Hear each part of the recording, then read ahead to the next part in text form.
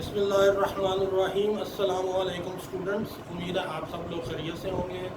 मैं 9th class के 5वें चैप्टर को स्टार्ट कर रहा हूँ, जो कि है फिजिकल स्टेट ऑफ मैटर। इसका पहला लेक्चर जो है वो आपके सामने शुरू हो रहा है। इस चैप्टर में हमने चूँकि मैटर के बारे में बातें करनी है, तो आपको थोड़ा सा पहले मैटर के बारे में मैं बताना चाह रहा हूँ। मैटर कोई भी ऐसी चीज़ होती है जो जिसकी कोई मैस हो और वो जगह घेरे, यानी anything that occupy space and have mass is called matter. Matter की 3 फिजिकल स्टेट के बारे में आपने सुना होगा, सॉलिड, लिक्विड और गैस। एक चौथी स्टेट भी होती है प्लाज्मा, उसका गालिबन आपकी किताब में तस्करा नहीं है। तो जो 3 फिजिकल स्टेट है, सॉलिड, लिक्विड और गैस, इन पर हमने इस चैप्टर में पढ़ना है। तो तीनों जो फिजिकल स्टेट है, मैं आपको थोड़ा सा कंपैरिजन भी करके देता हूँ तीनों फिजिकल स्टेट के दरमियान, ताकि आपको ज़रा स्टडी करने में आसानी हो और इन तीनों स्टेट्स के दरमियान में जो मेन डिफरेंसेस हैं उनका आपको पता होना चाहिए। तो मैं आपके सामने एक फिगर बनाता हूँ जिसमें तीनों स्टेट्स जो हैं इनके दरमियान डिफरेंस जो है वो वाजे किए करते हैं। सबसे पहले आती है गैस। गैस में मॉलिक्यूल जो है वो दूर दूर होते हैं, ये सिचुएशन होती है गैस के केस में। दूसरी स्टेट है लिक्विड। लिक्विड में मॉलिक्यूल जुड़े होते हैं एक दूसरे के साथ, लेकिन इनके दरमियान छोटे छोटे गैप होते हैं। वो गैप इतने बड़े नहीं होते कि वहां पर कोई मॉलिक्यूल आ सके। आप देख रहे हैं, ये आपको लिक्विड के अंदर गैप्स नजर आ रहे हैं, लेकिन इनका गैप्स का साइज इतना बड़ा नहीं है कि यहाँ पर कोई मॉलिक्यूल आ सके। तो ये है जी लिक्विड आपके सामने। और तीसरी चीज जो स्टेट है वो है सॉलिड। सॉलिड के केस में मॉलिक्यूल्स जो होते हैं वो एग्जैक्टली पैक्ड होते हैं एक दूसरे के साथ, उनके दरमियान स्पेसेस नहीं होती।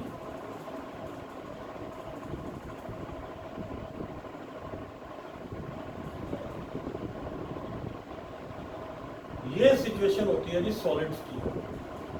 इसमें मॉलिक्यूल्स जो होते हैं वो टाइटली पैक्ड होते हैं। तीनों जो स्टेट हैं ये क्लियरली आपके सामने आ चुकी हैं। गैसेस में आप देख लें मॉलिक्यूल दूर दूर है। गैसेस को जितना आप वॉल्यूम देंगे, फर्ज करें आप इस कमरे में कोई गैस थोड़ी सी छोड़ते हैं, वो पूरे कमरे को घेर देंगे। तो इनका कोई वॉल्यूम डेफिनेट नहीं होता, जितनी जगह इनको अवेलेबल हो ये अडॉप्ट कर लेते हैं। उनकी शेप भी नहीं होती, क्योंकि गैसेस आमतौर पर नजर भी नहीं आती।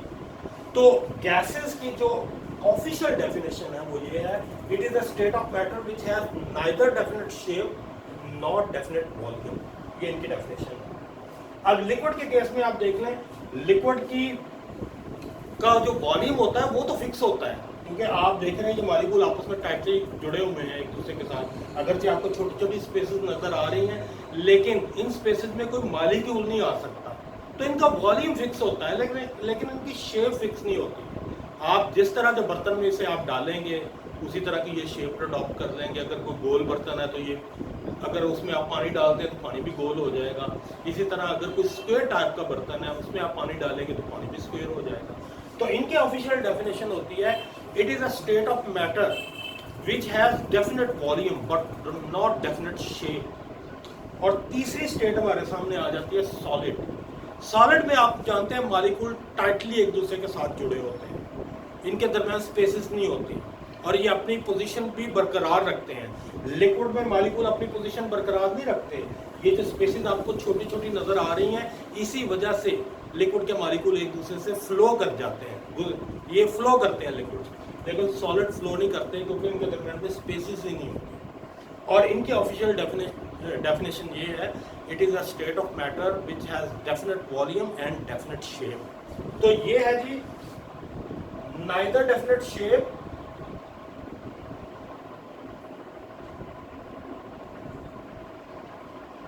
nor volume। यानी गैस जो है ये मैटर की वो स्टेट है जिसका neither definite shape nor volume, ना इनकी डेफिनेट शेप होती है ना इनका डेफिनेट वॉल्यूम होता है। लिक्विड का डेफिनेट वॉल्यूम होता है लेकिन शेप डेफिनेट नहीं होती। Definite volume but not shape. इनकी शेप जो है ये डेफिनेट नहीं होती, और इनका वॉल्यूम और शेप दोनों डेफिनेट होते हैं। Definite volume and definite shape. ये तीनों की मैंने फिगर आपके सामने इसलिए बनाई है कि क्योंकि हम जब आपको समझाएंगे मुख्तलिफ प्रॉपर्टीज़ तो आपको समझने में आसानी होगी। आप देख लें गैसेज में मॉलिक्यूल दूर दूर हैं, लिक्विड में वो कंपैरेटिवली करीब है, एक दूसरे को टच भी कर रहे हैं लेकिन छोटी छोटी स्पेसेस हैं, और सॉलिड में मॉलिक्यूल टाइटली बॉन्ड होते हैं। इनकी अगर इंटरमॉलिक्यूलर फोर्सेस पर भी बात की जाए तो उस पर भी बात हो सकती है। गैसेस में चूंकि मॉलिक्यूल दूर दूर होते हैं तो इनके दरमियान इंटरमॉलिक्यूलर फोर्सेस ना होने के बराबर होते हैं। सॉलिड में मॉलिक्यूल करीब आ जाते हैं तो इनके दरमियान इंटरमॉलिक्यूलर फोर्सेस जो हैं वो कंपैरेटिवली स्ट्रांग होती हैं गैसेस से, लेकिन सॉलिड से वो कमज़ोर होती हैं क्योंकि ये अपनी जगह छोड़ देते हैं लिक्विड के मॉलिक्यूल।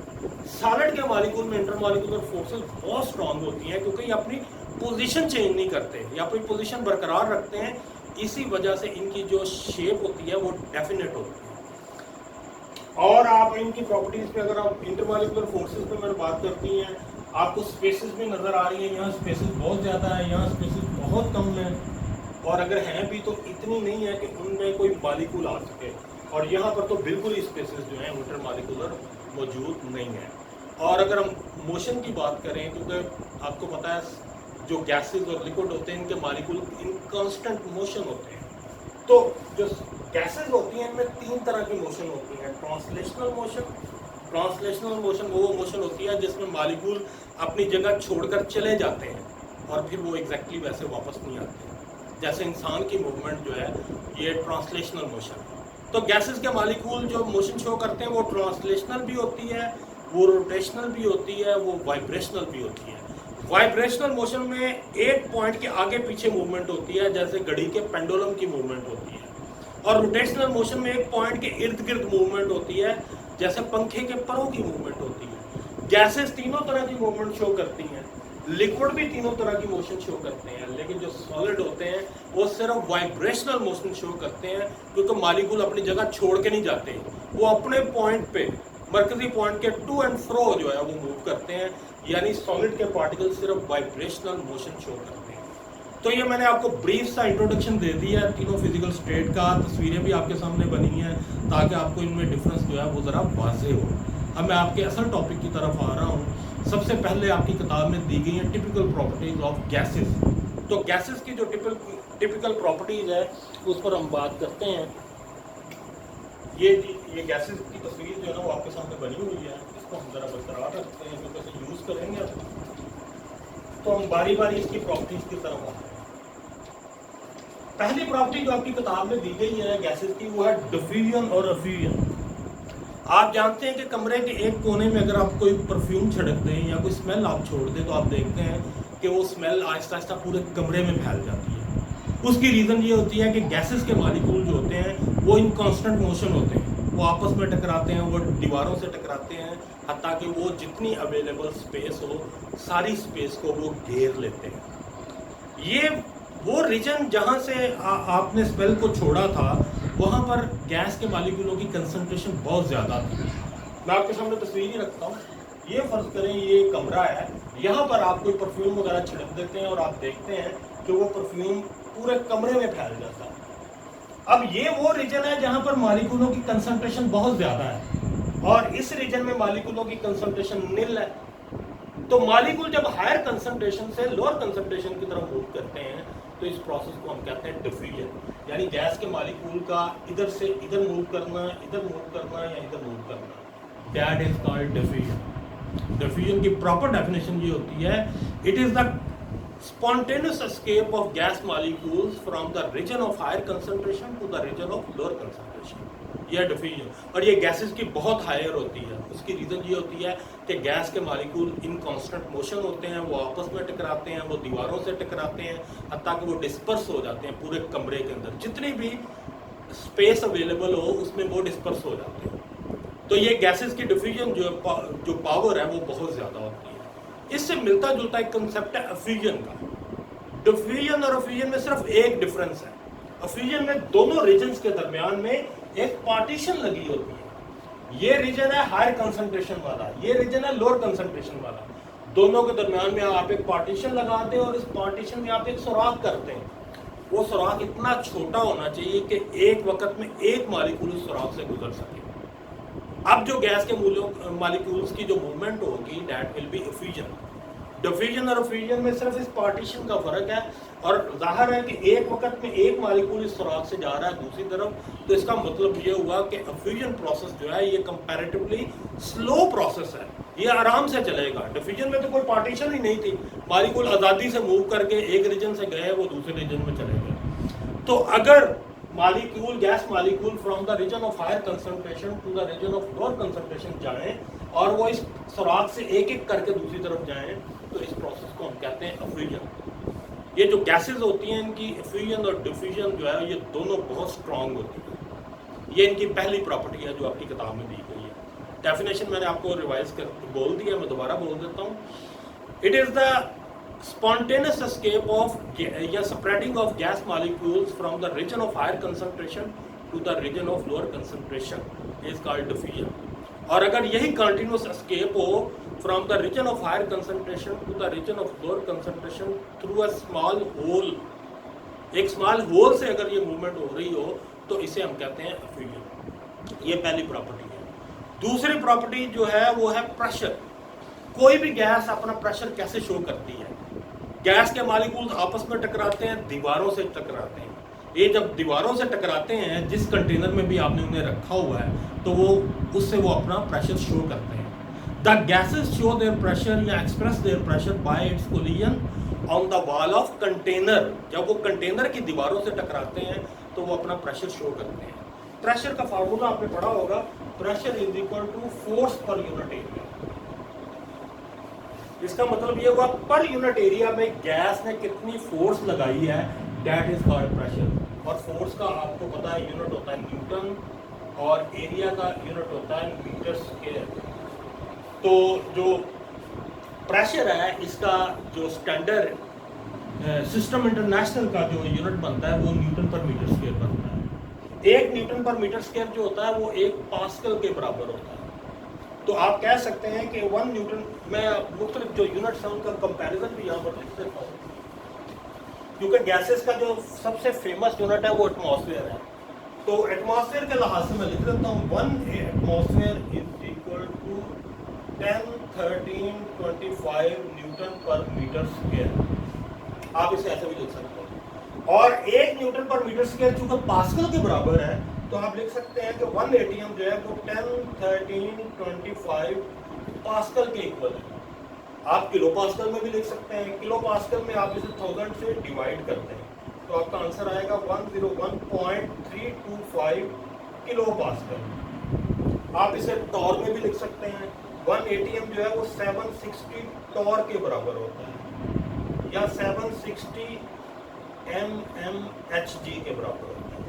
ये जितने भी फेमस यूनिट्स हैं इसके मैंने प्रेशर के सारे लिख दिए हैं, और उनका कंपैरिजन मैंने कर दिया एटीएम से, क्योंकि एटीएम जो है ये प्रेशर का सबसे फेमस यूनिट है।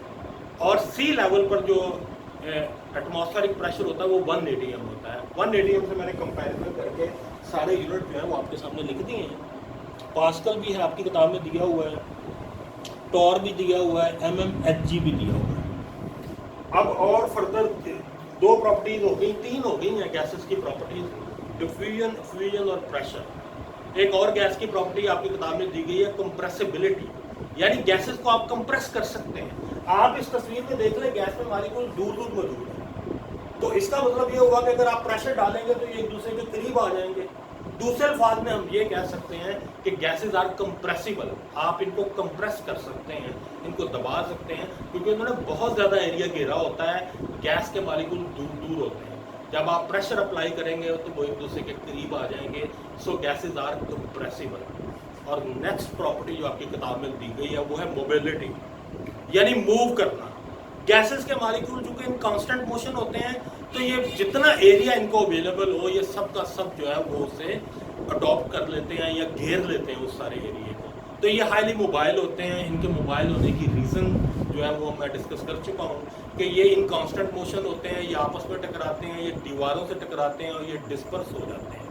और लास्ट इनकी प्रॉपर्टी जो आपकी किताब में दी गई है वो है डेंसिटी। डेंसिटी होती है मैस पर यूनिट एरिया, यानी एक यूनिट एरिया जो है उसमें कितनी मैस है। आपको पता है गैसेस में मॉलिक्यूल दूर दूर होते हैं, तो यूनिट एरिया में अगर आप गैस मॉलिक्यूल निकालेंगे तो वो बहुत कम आएंगे। दूसरे अल्फाज में आप कह सकते हैं कि गैसेस की डेंसिटी जो होती है ये बहुत कम होती है अगर आप कंपैरिजन करें इसका लिक्विड से या सॉलिड से, क्योंकि लिक्विड और सॉलिड में मॉलिक्यूल एक दूसरे को टच कर रहे होते हैं, यूनिट एरिया में उनकी तादाद ज़्यादा आती है। ये इसी वजह से आप कह सकते हैं कि लिक्विड की डेंसिटी गैसेस से ज़्यादा होती है और सॉलिड की डेंसिटी लिक्विड और गैसेस दोनों से ज़्यादा होती है, क्योंकि उसमें पर यूनिट एरिया सबसे ज़्यादा मॉलिक्यूल्स आते हैं। तो ये आपका पहला लेक्चर है आज का। इसमें मैंने तीनों जो फिजिकल स्टेट है मैटर की उनका आपस में कंपैरिजन थोड़ा सा किया है और मैंने गैसेस की कुछ टिपिकल प्रॉपर्टीज जो हैं उनको मैंने आपको एक्सप्लेन किया है। नेक्स्ट लेक्चर से हम गैस क्लास को स्टडी करेंगे। Thank you.